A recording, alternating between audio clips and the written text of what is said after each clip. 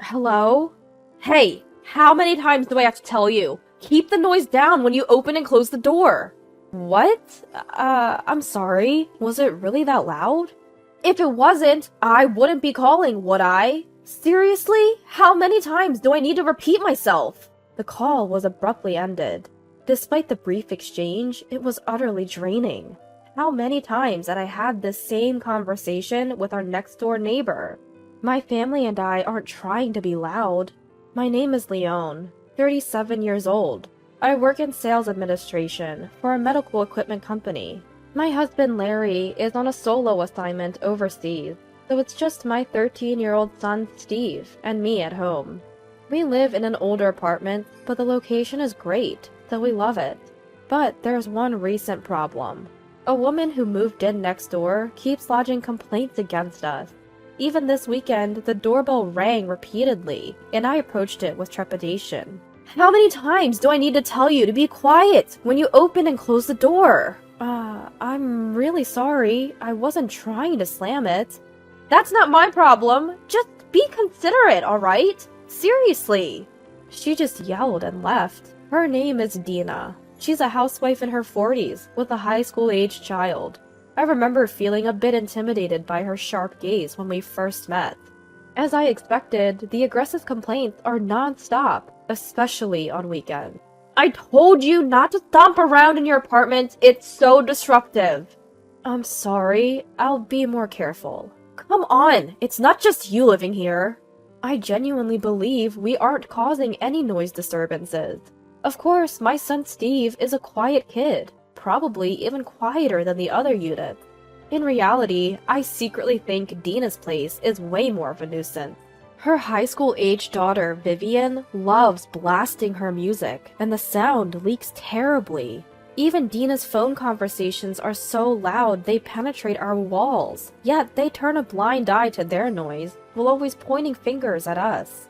Especially in an old apartment, it's essential to be considerate of each other. It's bad enough when she rings the doorbell, but it's genuinely terrifying when she bangs on our front door. Your conversation is too loud. Please lower your voice.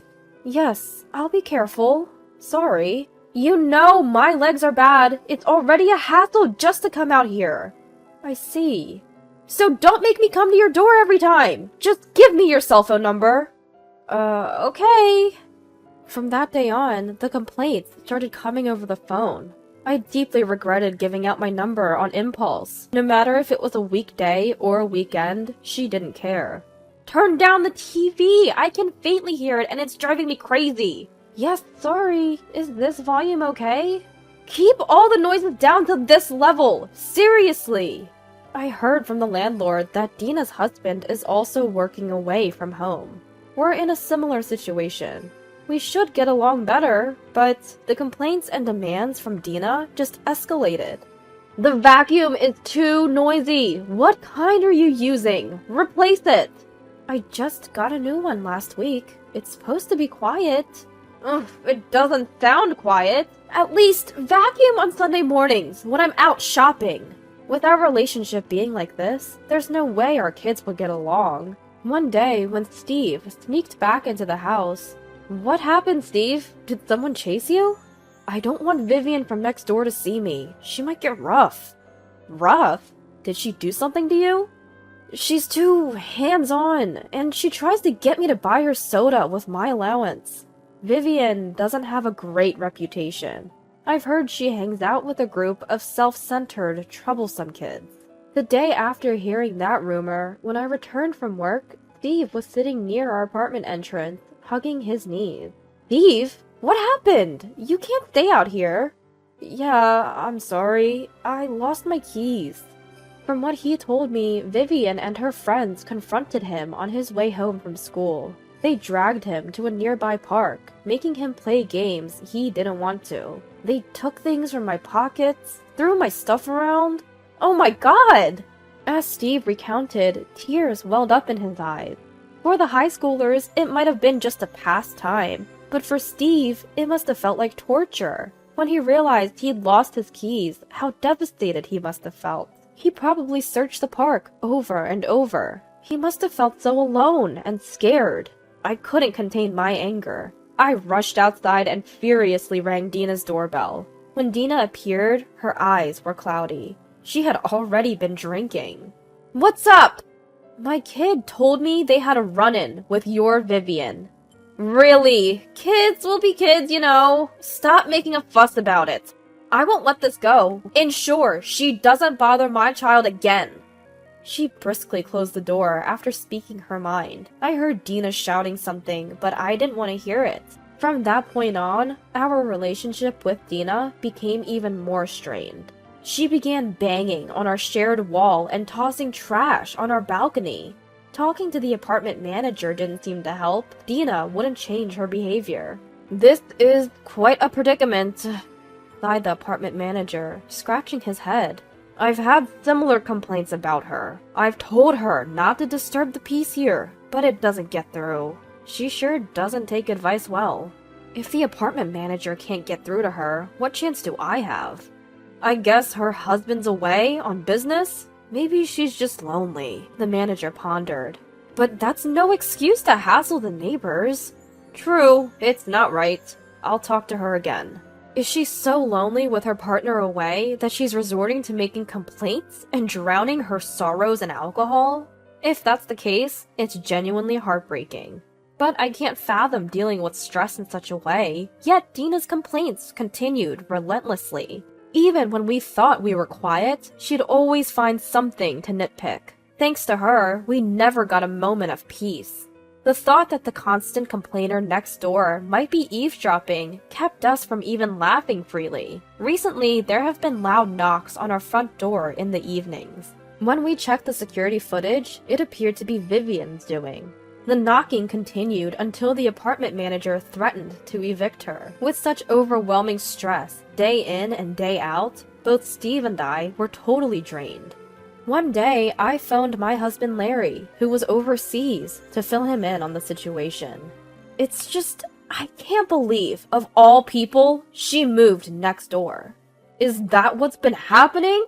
How about Steve? Any more issues with the girl next door? I think it's better now. Probably thanks to the apartment manager laying down the law. We've told Steve to consult the property manager in emergencies, like if he loses his key. I felt guilty burdening Larry with this while he was on a work trip abroad. Being away, he might worry even more, but I had to share my feelings. I felt like I'd fall apart if I didn't talk to someone. That's when Larry spoke up. "If you're feeling down, maybe you should take a break to de-stress." "De-stress? My business trip will be over soon, right? Work's been easing up. I have some free time now." "Are you suggesting?" "Yeah. What do you think? It's a great place here." A few days after that conversation, my cell phone rang. It was from Dina. I wondered what was going on and answered. "Hey! How many times do I have to tell you? The noise from the kids is too loud! Do something about it!" "What? Kids?" "Yes! Think about the neighbors! Fix this, now!" Dina sounded slurred, probably drunk. She kept shouting without really hearing me. Trying to calm her down and get her to focus was a challenge. "Please listen. I'm currently abroad with my child." "What?" "I'll hang up for a moment and contact the apartment manager." Panicking, imagining the worst, my hands trembled as I operated my phone. Fortunately, the apartment manager answered right away. "Hello? Oh yes, it's about apartment 302. Yes, that's right. Maybe..." The apartment manager had noticed something odd about my place almost at the same time I did. He found it strange that the lights were on even though I was supposed to be on a trip. He assured me he'd call back once he figured things out. About 30 minutes later, the news from the apartment manager was pretty much as I feared. The apartment was swarming with police officers, and we had no choice but to return home immediately. When my child and I arrived back at the apartment, both the apartment manager and Dina were there to greet us. Dina looked utterly defeated. "I'm so sorry for what my daughter did." Right. It was Vivian and her friends who had broken into our apartment and created chaos while we were away. After Steve had been harassed by Vivian and her crew, he realized he lost his key. Turns out Vivian had stealthily taken the key from Steve's belongings. Sometime after that, Vivian got wind that we'd be away from our apartment for a long time. She might have overheard my conversation with the apartment manager. Seeing us leave for our trip, she and her friends seized the opportunity to sneak in. They partied so hard that eventually a police officer had to step in. Our apartment was a mess. Vases and mirrors were shattered, wallpaper torn, and graffiti was everywhere. There were discarded candy wrappers, instant noodle cups, juice cartons, and plastic bottles all over. The police officer had instructed that everything be left as it was until we returned. Seeing the state of the apartment, forgiveness wasn't an easy option. Regardless of it being a child's mischief, there were clear boundaries crossed. "I'm so sorry. I'll help clean up." "Thank you. I'll pitch in too." We immediately began tidying up. Apart from essential communication, I hardly spoke to Dina. I wasn't the kind to get chummy after such an incident. She sensed that and focused solely on cleaning. After a while, the parents of the other kids who had trespassed along with Vivian arrived. Each one of them apologized profusely. I accepted their apologies sincerely. A police officer arrived around the same time and updated us on the details. When the police arrived, there were 4 girls in the apartment, including Vivian. All of them stopped their antics and sat down properly after a stern warning from the apartment manager. All 4 of them are over 18, so they can be held criminally responsible.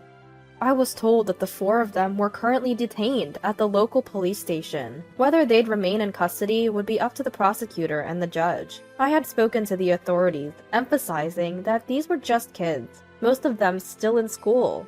Being arrested and detained is traumatic for anyone, especially for the young ones. I believed they shouldn't face harsh penalties. The discussion shifted towards settling things outside the courtroom. The apartment manager would assess the damages for broken windows, mirrors, and wallpaper. All I had to decide was the compensation for the damages and my emotional distress. The bill would go to Vivian's mother, Dina. The financial burden would be shared equally among the 4 families, each reimbursing Dina. By the time our negotiations and cleanup were wrapping up, I saw a large black van pull into our complex. A tall, imposing man and Vivian stepped out. Could it be? My hunch was right. The man was Dina's husband. He had a strong and commanding presence and didn't seem like someone from a traditional office job. He seated both Dina and Vivian next to him and turned to me. "We sincerely apologize for all the trouble my reckless wife and foolish daughter have caused." He repeatedly expressed his regret, almost to the point where I felt embarrassed. I lost count of how many times I told him it was okay and to stop apologizing.